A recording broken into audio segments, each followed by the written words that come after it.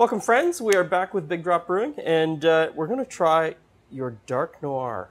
Or the stout, Stout. as the rest of the world calls it. Can't call it that here in Ontario. Ooh, nice and dark. Beautiful. Yeah. So tell us about it. This was the first beer that we produced. This is basically the reason why Big Drop was created, because I am, by preference, a stout drinker.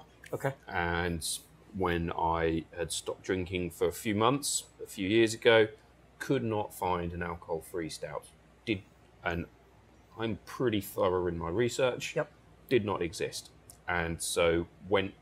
Well, under traditional non-alcoholic brewing methods, it would be impossible to make this, wouldn't it? You could almost not make that, no. I don't think you yeah. could.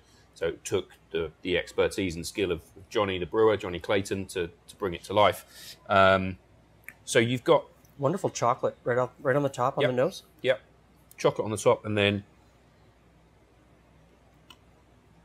quite a bit of coffee in the liquid itself. Yep. The chocolate notes carry through.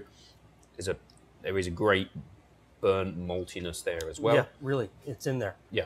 Yeah, and a nice mouthfeel, and Yep. the flavor's lingering in my mouth. Mm-hmm. It's there. It's not disappearing.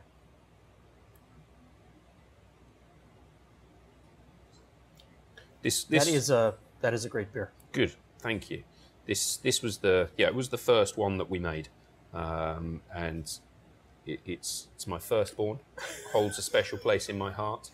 And it's won awards.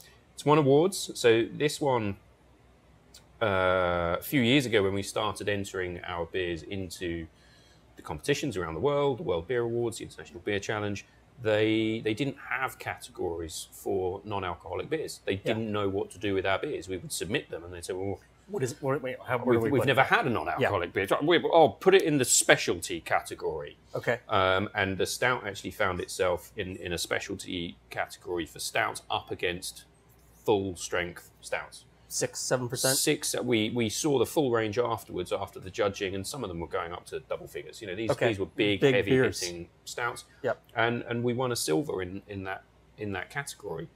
And some of the feedback from the judges afterwards was, I thought, quite interesting, that it was because it was well balanced. Yeah. It's a well balanced beer, and yes, as you will know as a brewer, it's very difficult to keep balance at the high end of the scale. Yep. Very easy to go out of whack with an 8, 9, 10% stout. Yes. It's also very difficult at the 0.5% end of the scale. But this beer, I think, is well balanced. It is a well balanced beer. Again, a light version of the style. Well, and that's it. If you put this in front of me blindfolded, I could tell you what the style was. Absolutely. You don't even need to see the liquid. Yeah. You would know. You would drink that and go, yeah, I've got notes, the chocolate. That's a stout, and there we are. Coffee, the burnt malts. Absolutely. But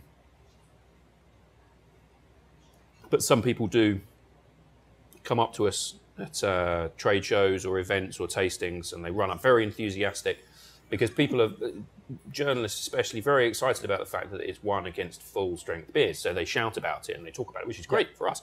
People come up and they go, oh, I've heard amazing things about your alcohol-free stout. It won against full-strength beers, didn't it? I said, yes, I did. I'm very proud. Can I try some? Yes, of course. And they drink it. Oh, no, I don't like that at all.